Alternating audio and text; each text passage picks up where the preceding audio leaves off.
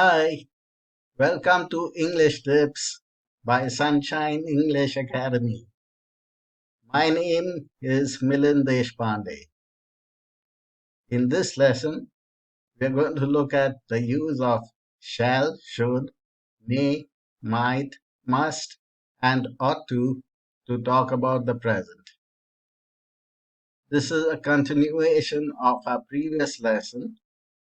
So those of you who haven't watched the video on the previous lesson, on the use of will, would, can, and could to talk about the present, you must do so. The link for the previous lesson is given in the description box. So let's begin with the use of shall and should to talk about the present. Let's look at the examples. You shall not break the rules. This is an order given by somebody. Shall is a strong word and it can be used to give orders. Next, shall I make an omelette for you?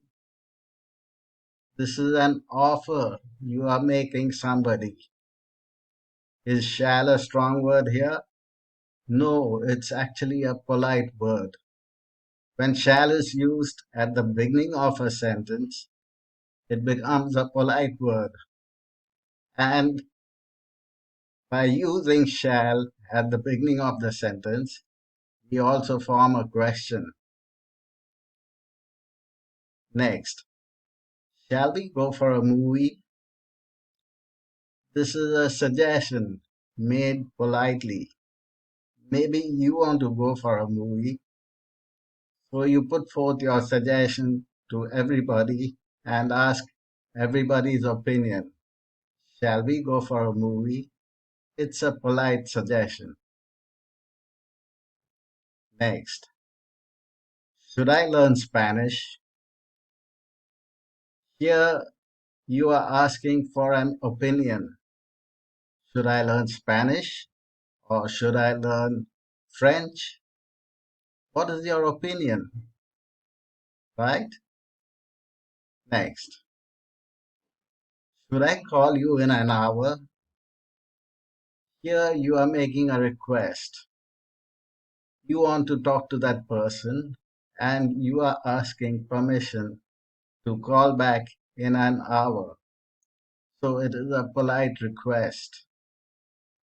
Next, should I drop you home? Here you are politely making an offer to drop someone home. We can use the word be after modals to talk about the present. So here we will look at should be and shouldn't be. Let's look at the examples. Rahul should be studying now. So this is talking about a present possibility. What would Rahul be doing? He should be studying now. A present possibility. Next, Priya shouldn't be so harsh with the students. So what shouldn't Priya do? She shouldn't be harsh with the students. So here, shouldn't be is used to talk about what one shouldn't do. Now we come to may and maybe. Parag may reach now. Is this a possibility? Yes, it's a possibility. Is it a strong possibility? No, it's a weak possibility. May is a weak word. So he may reach now. There is some possibility. Next, Priya may not know him. Again, this is a weak possibility and a negative one. So we use not after may to talk about a negative possibility. Next, you may go. This is giving permission to someone to go. So we use may for permission. Next, may I ask a question? Here may is used to ask for a permission. Next, may you get well soon. Here you are wishing somebody, and here is a case where we have a sentence beginning with a modal, but it doesn't form a question. Usually, when we begin sentences with modals, they always form questions because modals are helping verbs, and beginning sentences with helping verbs forms questions. So here is a case where it doesn't form a question. May you get well soon. So when you wish somebody, it doesn't form a question. Next, Sonali may be traveling now. So here we are talking about a possibility of something happening at the present moment. Is it a strong possibility? No, but there is a possibility. Next, Priya may not be cooking now. So here is a possibility of something not happening at the present moment. Note the placement of not there. It has to come between may and be. May not be. We cannot say may be not. Now we come to might. Might can be used to talk about possibility and a weak possibility, just like may. So let's look at the examples. The chair might break due to that weight. This is a present possibility. Maybe there is something heavy on the chair because of which the chair may break. So it is a present possibility. Next, Rajiv might be in the kitchen. He might be in the kitchen now. Again, a present possibility. Next, that man might not be the owner. Again, a present possibility. And once again, have a look at the position of not. It comes between might and be. Might not be. Not might be not.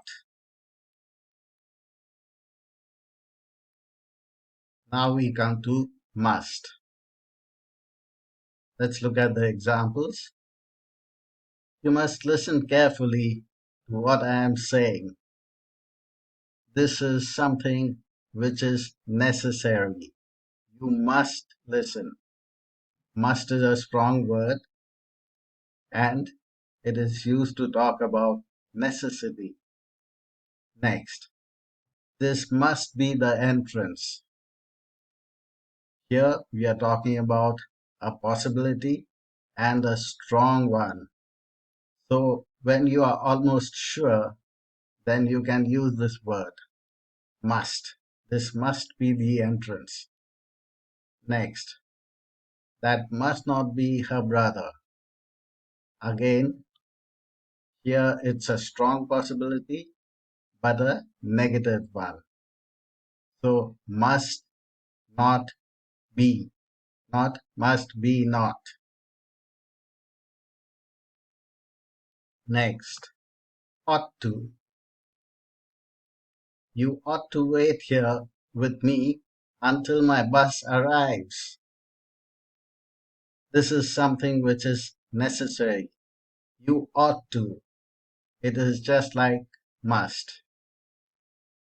Next, She ought to be the person who won the race. Here we are talking about a strong possibility. She ought to be the person. Next, you ought not to be so careless.